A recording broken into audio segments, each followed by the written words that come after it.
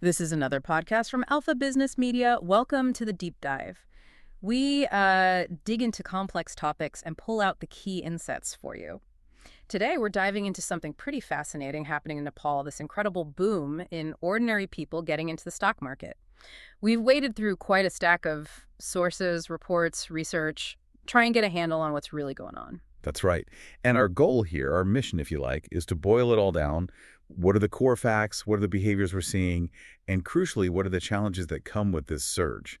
Especially, protecting these new investors and the whole issue of financial literacy. Because the numbers involved are just staggering, really. Millions of new investors. And as we'll get into, that rapid growth throws up some, well, surprising and pretty significant hurdles. Absolutely. It's a classic story of market access widening, which is great, but also increased vulnerability. Okay, let's jump right in then. So starting with that growth, just how big are we talking? The sources paint a picture of something unprecedented for Nepal. Oh, absolutely phenomenal. The clear find is the explosion in demon accounts. You need one of these digital accounts to hold shares. The data shows they went from, around 3.79 million in early 22-23. Okay. To over 5.65 million by March 2023. Wow, that's almost 2 million new accounts in, what, less than a year? That's huge. And it kept climbing. By June 2024, it was roughly 6.3 million.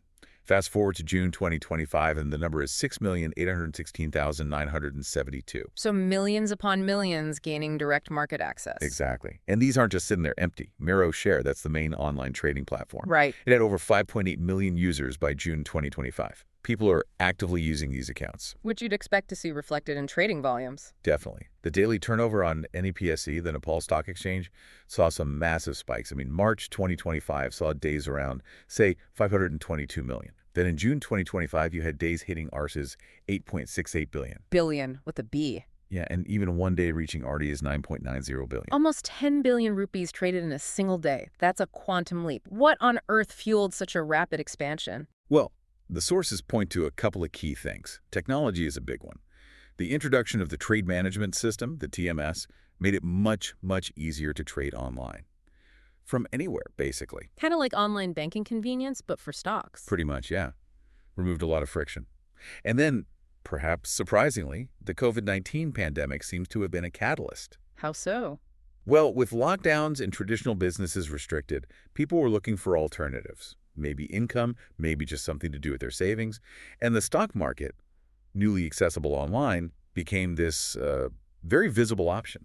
So you have the tech making it possible and pandemic providing the push almost. That seems to be the narrative. And the result is this really interesting market structure where retail investors, ordinary people, aren't just part of the market. They pretty much are the market. That's what the sources suggest. Around 99% of participants back in 2021, and that trend seems to hold, which is quite different from many developed markets. And it means their collective mood, their decisions. Oh. It's absolutely critical for how the market behaves. Yeah, when 99% are individuals, small shifts in sentiment can have huge effects. Immense effects, especially given the market's overall size. NEPSE's market cap hit 4.38 trillion Nepalese rupees by June 2025. Even back in early 2021, it was already about 95% of Nepal's GDP. So, instability there isn't just a market issue, it's potentially a macroeconomic one. Okay, so let's talk about these new investors then. Who are they typically? What does the research tell us about their profile and, crucially, their vulnerabilities? Well, it's a bit of a mixed picture. They're likely comfortable with technology, right? They're using these online platforms.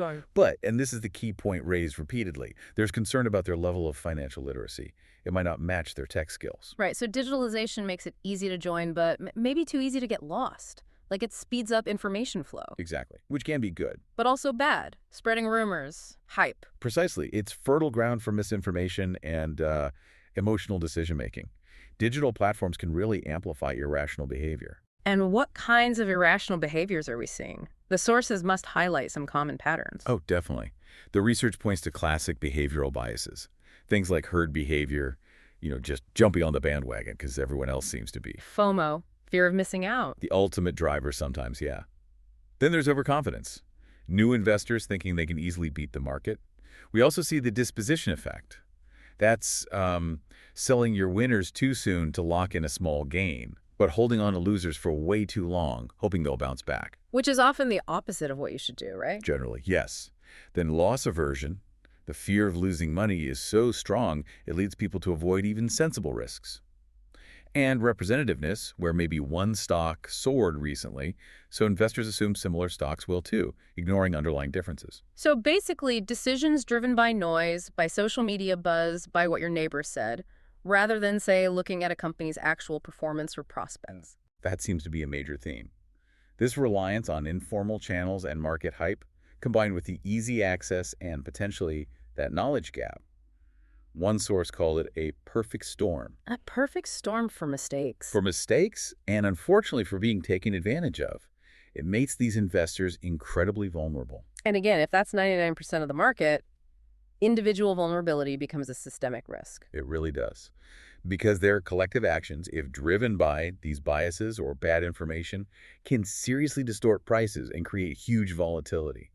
That reliance on informal advice is a particular weak spot. Which brings us squarely to what the sources call the financial traps, the ways people can actively lose money due to bad actors or system flaws. What are the big ones? Market manipulation comes up again and again. We're talking deliberate actions, spreading fake news, creating artificial buy-or-sell pressure just to move prices for personal gain. And there was that worrying statistic, something like over a quarter of listed companies are loss-making, but their shares might trade high anyway. Yeah, 26%. It strongly suggests prices are sometimes detached from reality, potentially due to manipulation. The sources blame weak enforcement, maybe market concentration allowing big players to have undue influence. And the impact?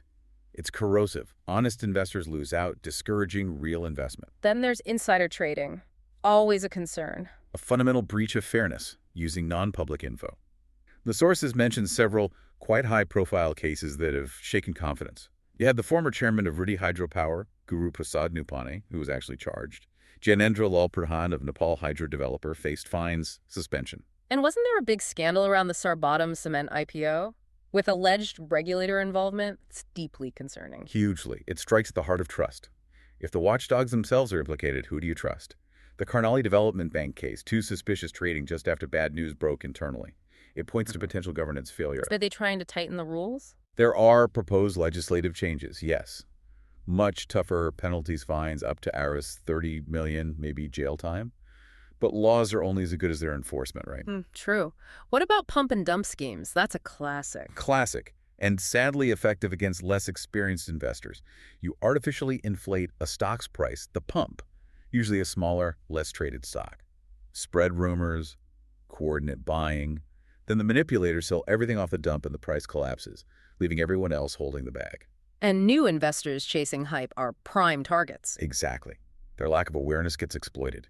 It's serious enough that even the finance minister has publicly called for stamping these out. And margin trading, borrowing to invest. High risk, high reward, potentially. Yeah. But incredibly dangerous for someone who doesn't understand the risks fully. You can lose more than your initial investment, end up deep in debt. The sources point to Bangladesh's past issues with margin lending as a warning. So it's a minefield. Market risks, plus these deliberate traps, plus potential systemic issues. And that point about regulator scandals really hits hard. It just shatters trust. It does. Manipulators prey on these inefficiencies, and critically, on the investor's lack of deep analytical skills. The sources even flagged operational risks, like brokers delaying payments, another layer of worry for the small investor. It adds up. It really paints a picture of why financial literacy is so crucial. Okay, let's talk about that literacy then. The Nepal Rashtra Bank did a big survey in 2022. What did it find? How financially savvy is the average Nepali? It's a really valuable baseline. The overall national score came out at 57.9%, so just over half marks, essentially. But when you break it down, the knowledge component was the lowest, only 47.3%. People scored better on behavior and attitudes, around 63-64%. So people might want to manage money well and might have some good habits, but their actual understanding of financial concepts, it's lagging. That's the takeaway. And here's the really stark figure. Only 27.5%, barely more than a quarter of adults, met the minimum target score across all three areas. Yeah. Knowledge, behavior, and attitude. Wow. So huge portions of the population have significant gaps somewhere. Exactly. And it's not evenly spread. The survey found big differences. Like geographically. Yeah, literacy is higher in, say, Bagmati province compared to Madhish. And there's a gender gap. Men soaring higher. Yes, particularly in knowledge, a gap of nearly 18 percentage points. Age matters too. Younger people, 18-30, scored much higher, around 63%, compared to those over 60, who were down at about 28%. Education, being in a city, having a formal job, all correlated with higher scores. It shows where help is needed most. And the link to investing seems obvious. Low literacy means, well, you're more likely to fall into those traps we discussed. Make bad choices, take on too much debt. Precisely. You can't spot the red flags, you don't understand diversification, risk, or even basic product features. It turns potential opportunity into real danger. It's interesting about the younger investors scoring higher on literacy, though. Does that mean they're safe? Not necessarily. It's a bit of a paradox. They might know more concepts, but their reliance on digital channels, on social media gurus, might make them more prone to herd behavior or overconfidence. Information sources matter hugely. And that reliance on informal networks, friends and family, the survey said that was really high. Extremely high. 71.83% rely on family and friends for financial advice. In a booming, potentially volatile stock market, that can just amplify rumors and biases. So people are learning from each other, potentially repeating the same mistakes. It can become an echo chamber. Yeah. And frustratingly, while the central bank directed financial institutions, banks, and the like to spend 1% of their profits on financial literacy, Yeah. the sources suggest they hardly implement this. So a key potential educator isn't really stepping up. Okay, so investors face risks. Literacy is patchy. What about the regulators? CBON, NEPSE, what's their role and how are they doing? SEBIN, the Securities Board of Nepal, is the main regulator under the Securities Act. Their job is to ensure a fair, transparent market. And they have taken some actions, like investigating those insider trading cases. I sense a but. Well, the sources are quite critical, too. They talk about slow responses, maybe weak enforcement, not enough transparency, and systemic issues. Potential conflicts of interest on the board, like having business federation reps, concerns about lack of qualified staff, maybe political influence creeping in. Which could undermine their independence. That's the worry. Plus, reported delays in things like approving IPOs or licensing new brokers. That slows down market development. And some argue their investigative powers are too limited. It all adds up to potentially being overwhelmed by this flood of new investors. Are there plans to fix this? Reforms being discussed? Yes, there are proposals on the table. One key idea is restructuring the SEBIN board, getting rid of some representatives, like from the private sector or Justice Ministry, and bringing in more independent experts, plus officials from the Finance Ministry and the central bank. To boost independence and expertise. That's the aim. And there's new legislation proposed, the Securities First Amendment bill. This includes those tougher penalties we mentioned for insider trading, big fines, potential jail time. Crucially, it could also give SEBIN more power, like accessing bank records for investigations. Sounds good on paper, but again... Enforcement is everything. You need the will and the resources to apply these rules consistently. What about technology? Can that help regulation? Big emphasis on that. Using modern tools, RegTech, SupTech, think AI, maybe blockchain to monitor the market proactively, spot suspicious patterns early, not just react after the fact. Seems essential in a fast-moving digital market. Are they looking internationally, learning from others? It's strongly recommended. India's regulator, SEBI, has a much more developed system, strong disclosure rules, regulation of mutual funds, even financial influencers now. They have faster settlements, an investor protection fund, an online complaint system. So clear examples to draw from. Definitely. Bangladesh's regulator is also active in literacy programs. Table 3 in the sources lays out a good comparison. There are lessons to be learned. But implementing sophisticated tech or regulations needs skilled people and money. Absolutely. Yeah. And it's not just SEBIN. NEPSE, the exchange itself, needs ongoing upgrades, tech infrastructure, better listing rules, making sure brokers regulate themselves properly. And underlying all of it is that need for genuine independence and integrity at SEBIN.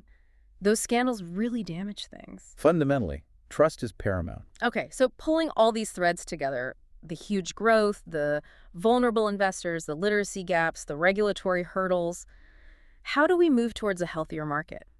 It really has to be a joined-up effort. The sources stress this constantly. Financial literacy, investor protection, market stability, they're all linked. Yeah. Low literacy fuels those biases, which increases volatility. We've seen that on NEPSE. And that kind of volatility Fares off serious long-term investors. Exactly. It attracts short-term speculators. To get the kind of stable investment that actually fuels economic growth, you need trust. Investors need to feel the game isn't rigged against them. So strong protection and enforcement aren't just about policing. They're about building confidence. Absolutely critical. That confidence, that trust, is what encourages people to put capital to work productively. Scandals, weak enforcement, they kill that trust. It shows those soft factors, perception of fairness, trust, are just as vital as the written rules. Totally. And market instability can spill over, Mhm. affecting consumer wealth, business confidence, the broader economy. So, what are the concrete recommendations coming out of the sources for everyone involved? It's quite comprehensive. For regulators like SEBIN, develop a national literacy strategy. Make sure banks actually do that 1% spending. Push through the 7 reforms, adopt technology, learn from India and Bangladesh, coordinate better between agencies. Okay, that's the regulators. What about brokers, companies? Market participants need to focus on ethics, transparency, educate their own clients, really improve those know your customer processes to make sure advice fits the client. Put client interests first. And finally, for the individual investors themselves, people like you listening. Personal responsibility is key. Caveat emptor buyer beware. You need to actively seek out reliable information, not just hype. Develop critical thinking. Diversify your investments. Don't put all your eggs in one basket. Be very careful with borrowing or margin trading. And don't be afraid to get advice from qualified, unbiased professionals. It sounds like a massive undertaking, and pushing through some of these reforms, especially at the regulatory level, probably needs real political commitment. Undoubtedly, Yeah. there will be resistance. And beyond regulation, you also need to develop the market itself, more diverse investment options like mutual funds, a better debt market, plus a stable overall economy to encourage that long-term view. So Nepal's stock market is really at a crossroads, isn't it? The surge in participation is, on one hand, incredibly positive democratization of finance. Yeah, huge potential. But it's happening alongside these significant vulnerabilities. The literacy gap, the potential for manipulation, questions around enforcement. And turning that potential into a sustainable, trustworthy engine for growth really demands action on all fronts simultaneously. Education, protection, regulation, integrity. Building that trust seems like the absolute cornerstone. Without it, the market just can't do its job properly. Investing in financial knowledge, building a system people can rely on. It's not just good market policy, it's fundamental for Nepal's economic future, you could argue. And that leaves us with a final thought for you, the listener. As technology makes financial markets more accessible globally, not just in Nepal, the big challenge isn't merely opening the door, it's ensuring that door doesn't lead straight into a minefield. How well countries manage this balancing act, knowledge, trust, effective regulation, will likely determine whether this wave of financial inclusion leads to shared prosperity or just new forms of vulnerability. Something to think about.